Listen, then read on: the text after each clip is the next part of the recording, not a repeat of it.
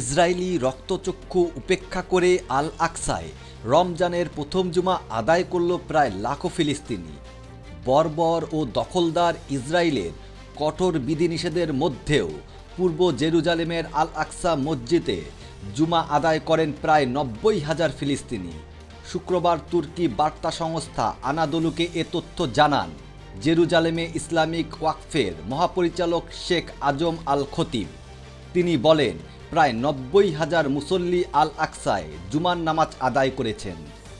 Israeli police এদিন মসজিদ প্রাঙ্গণ ও পুরাতন জেরুজালেম নগর জুড়ে ব্যাপক উপস্থিতি বজায় রাখে এবং ফিলিস্তিনি মুসল্লিদের প্রবেশে কড়া বিধিনিষেধ আরোপ করে।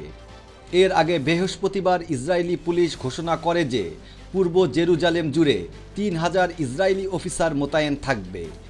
এছাড়া দখলকৃত পশ্চিম তীর থেকে জেরুজালেমে প্রবেশের ক্ষেত্রে ফিলিস্তিনিদের উপর কঠোর নিষেধাজ্ঞা আরোপ করা হয়।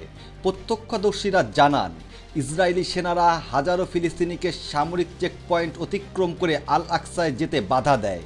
বৃহস্পতিবার ইসরায়েলি প্রধানমন্ত্রীর কার্যালয় ঘোষণা করে যে কেবল 55 বছরের বেশি বয়সী পুরুষ, 50 বছরের বেশি বয়সী নারী এবং 12 বছরের কম বয়সী শিশুদের মসজিদে প্রবেশের অনুমতি দেওয়া হবে।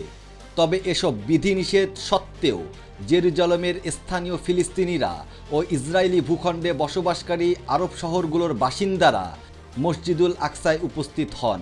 এ সময় আল আকসার খেদমতকারীরা, স্কাউট ও স্বেচ্ছাসেবী দল মুসল্লিদের সহায়তা করেন।